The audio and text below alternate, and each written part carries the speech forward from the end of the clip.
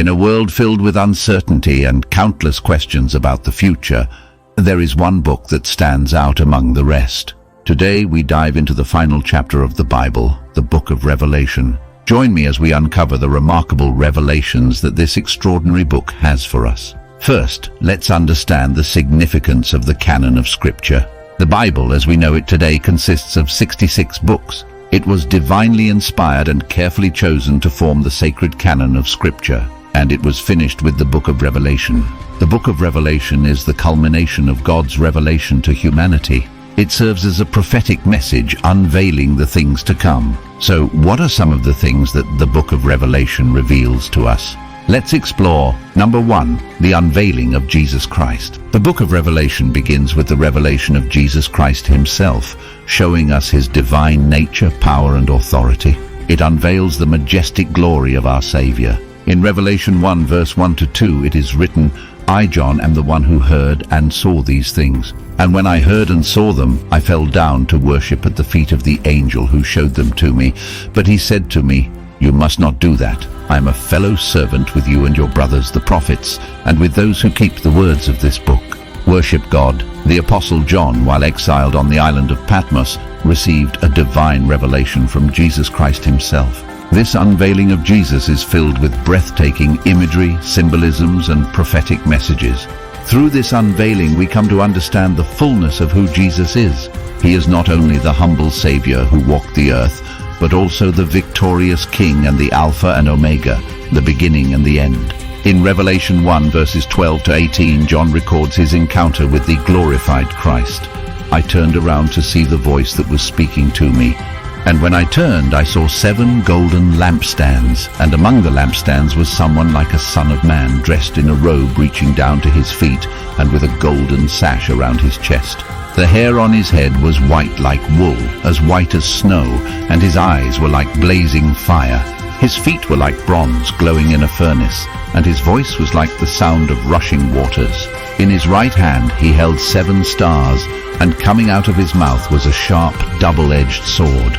His face was like the sun shining in all its brilliance. When I saw him, I fell at his feet as though dead. Then he placed his right hand on me and said, 'Do not be afraid. I am the first and the last. I am the living one. I was dead, and now look, I am alive forever and ever, and I hold the keys of death and Hades.'" This awe-inspiring vision reveals Jesus Christ in his full glory and splendor. His appearance radiates power and majesty. He holds the authority over life and death, symbolized by the keys of death and Hades. Through the unveiling of Jesus in the Book of Revelation, we are reminded of his eternal reign, his victory over sin and death, and his role as the ultimate judge of all creation. The Book of Revelation invites us to worship and adore Jesus Christ, acknowledging his divine nature, power, and authority. It encourages us to fix our eyes on him, the one who holds the keys to eternal life. Number 2, the 7 churches and their messages. The Book of Revelation contains letters addressed to the 7 churches. These letters provide specific messages, encouraging and admonishing the believers in those churches. They have relevance not only to the ancient churches but also to us today. In Revelation chapters 2 and 3, we find a series of letters written by the Apostle John under the inspiration of the Holy Spirit. These letters are addressed to 7 specific churches in Asia Minor, which were real churches in John's time. Let's explore the first letter, addressed to the church in Ephesus. In Revelation 2, verse 1-7, it is written, "To the angel of the church in Ephesus write, These are the words of him who holds the 7 stars in his right hand and walks among the 7 golden lampstands. I know your deeds, your hard work, and your perseverance. I know that you cannot tolerate wicked people, that you have tested those who claim to be apostles but are not, and have found them false. You have persevered and have endured hardships for my name and have not grown weary. Yet I hold this against you. You have forsaken the love you had at first. Consider how far you have fallen. Repent and do the things you did at first. If you do not repent, I will come to you and remove your lampstand from its place. But you have this in your favor. You hate the practices of the Nicolaitans, which I also hate. Whoever has ears, let them hear what the Spirit says to the churches. To the one who is victorious, I will give the right to eat from the tree of life, which is in the paradise of God. In this letter, Jesus commends the church in Ephesus for their hard work, perseverance, and their intolerance of wickedness. However, he also admonishes them for forsaking their first love, their initial passion and devotion to him. He urges them to repent and return to their initial love for God. Let's move on to the letter addressed to the church in Smyrna. In Revelation 2, verses 8 to 11, it is written, "To the angel of the church in Smyrna write, these are the words of him who is the first and the last, who died and came to life again. I know your afflictions and your poverty, yet you are rich. I know about the slander of those who say they are Jews and are not, but are a synagogue of Satan. Do not be afraid of what you're about to suffer. I tell you, the devil will put some of you in prison to test you, and you will suffer persecution for 10 days. Be faithful, even to the point of death, and I will give you life as your victor's crown. Whoever has ears, let them hear what the Spirit says to the churches. The one who is victorious will not be hurt at all by the second death." In this letter, Jesus acknowledges the tribulations and poverty faced by the church in Smyrna. He warns them of future persecution and encourages them to remain faithful even in the face of death. He promises them the reward of eternal life and protection from the second death. These letters to the 7 churches serve as timeless messages for the church throughout history. They reveal the strengths, weaknesses, and challenges faced by believers and provide guidance for spiritual growth and perseverance. Number 3, the heavenly worship and the end times.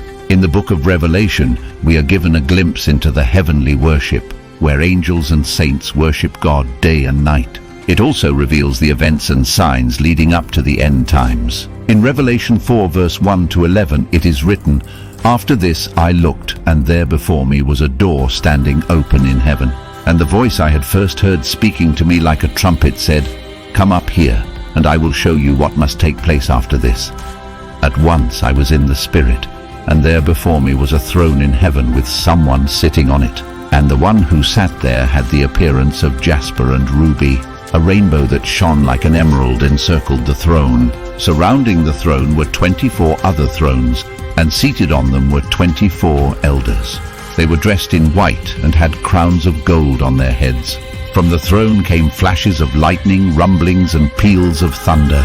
In front of the throne 7 lamps were blazing. These are the 7 spirits of God. Also in front of the throne there was what looked like a sea of glass, clear as crystal. In the center around the throne were 4 living creatures, and they were covered with eyes, in front and in back. The first living creature was like a lion, the second was like an ox, the third had a face like a man, the fourth was like a flying eagle. Each of the 4 living creatures had 6 wings and was covered with eyes all around, even under its wings. Day and night they never stopped saying, "Holy, holy, holy is the Lord God Almighty, who was and is to come." Whenever the living creatures give glory, honor, and thanks to him who sits on the throne and who lives forever and ever, the 24 elders fall down before him who sits on the throne and worship him who lives forever and ever. They lay their crowns before the throne and say, "You are worthy, our Lord and God, to receive glory and honor and power, for you created all things, and by your will they were created and have their being." The heavenly worship depicted in this passage reveals the magnificence and splendor of God's throne room. The 24 elders and the 4 living creatures continuously worship and praise God, acknowledging his holiness, power, and eternal nature. As we continue reading the book of Revelation, we encounter vivid descriptions of the events and signs that will occur during the end times. These include the opening of the 7 seals, the sounding of the 7 trumpets, and the pouring out of the 7 bowls of God's wrath. For example, in Revelation 6 verses 1 to 17, the opening of the seals reveals the emergence of the 4 horsemen, symbolizing conquest, war, famine, and death. These events signify the challenging times that will be experienced before the ultimate triumph of God's kingdom. The book of Revelation unveils the heavenly worship and the events leading up to the end times. It reminds us of the sovereignty and glory of God and encourages us to remain faithful and trust in his ultimate victory over evil. Number 4, the Great Tribulation and God's judgment. The book of Revelation unveils the Great Tribulation, a time of unprecedented turmoil and suffering on the earth. It also reveals God's righteous judgment upon the wicked and his ultimate victory over evil. In Revelation 6 verses 1 to 17, we witness the opening of the seven seals, which signify the events and trials that will occur during the Great Tribulation. It is written, "I watched as the Lamb opened the first of the seven seals. Then I heard one of the four living creatures say in a voice like thunder, 'Come!' I looked, and there before me was a white horse. Its rider held a bow, and he was given a crown, and he rode out as a conqueror bent on conquest. When the Lamb opened the second seal, I heard the second living creature say, 'Come!' Then another horse came out, a fiery red one. Its rider was given power to take peace from the earth and to make people kill each other. To him was given a large sword. When the Lamb opened the third seal, I heard the third living creature say, 'Come!' I looked, and there before me was a black horse. Its rider was holding a pair of scales in his hand. Then I heard what sounded like a voice among the four living creatures saying, 2 pounds of wheat for a day's wages, and 6 pounds of barley for a day's wages, and do not damage the oil and the wine.' When the Lamb opened the fourth seal, I heard the voice of the fourth living creature say, 'Come!' I looked, and there before me was a pale horse.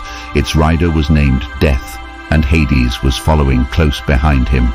They were given power over a fourth of the earth to kill by sword, famine, and plague, and by the wild beasts of the earth.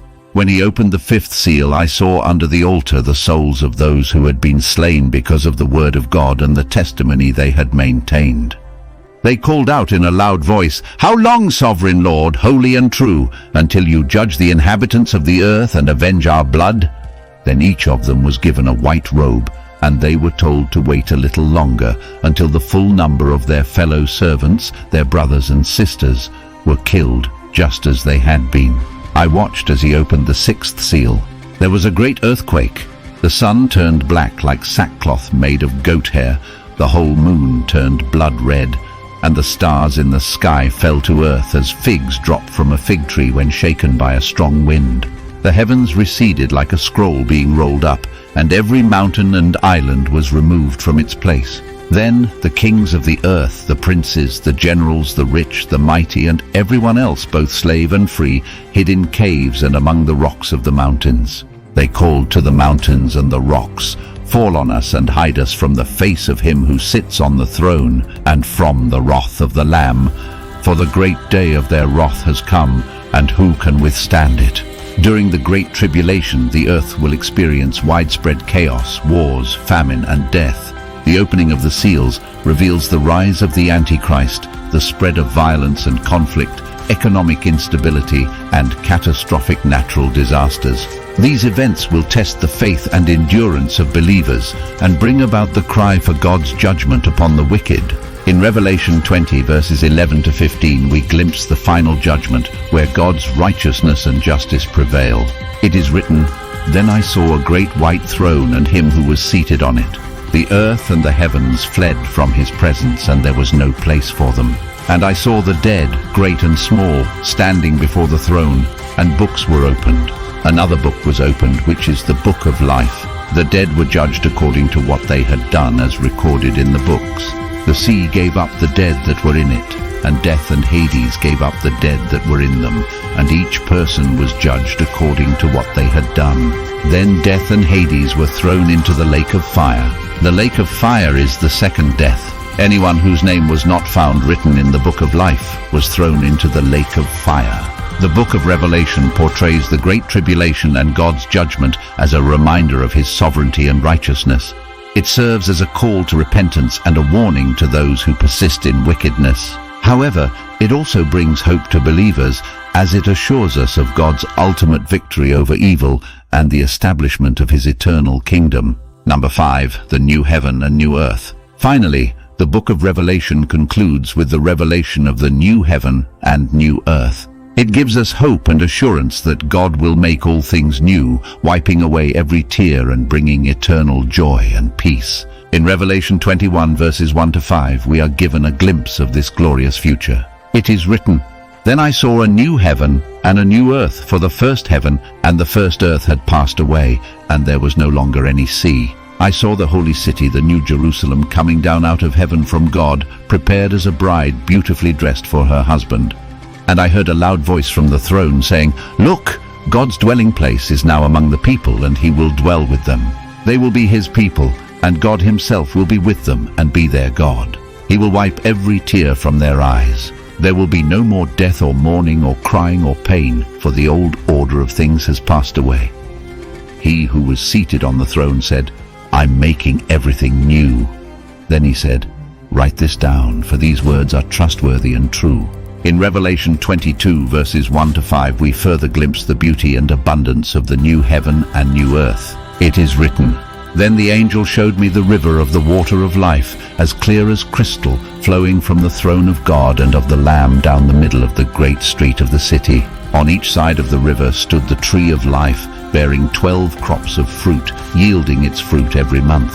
And the leaves of the tree are for the healing of the nations. No longer will there be any curse. The throne of God and of the Lamb will be in the city, and his servants will serve him. They will see his face, and his name will be on their foreheads. There will be no more night. They will not need the light of a lamp or the light of the sun, for the Lord God will give them light, and they will reign forever and ever." The revelation of the new heaven and new earth fills us with hope and anticipation. It assures us that God's ultimate plan of redemption and restoration will be fulfilled. In this new creation, God himself will dwell among his people, and there will be no more sorrow, pain, or death. The former things will pass away and everything will be made new. My dear friends, the book of Revelation is not merely a book of doom and gloom. It is a powerful revelation of God's love, his plan for humanity, and the ultimate triumph of good over evil. As we reflect on the revelations found in the book of Revelation, let us be filled with hope, faith, and a renewed sense of purpose. Let us strive to live our lives in alignment with God's will, knowing that he holds the future in his hands. Thank you for joining me on this remarkable journey through the book of Revelation.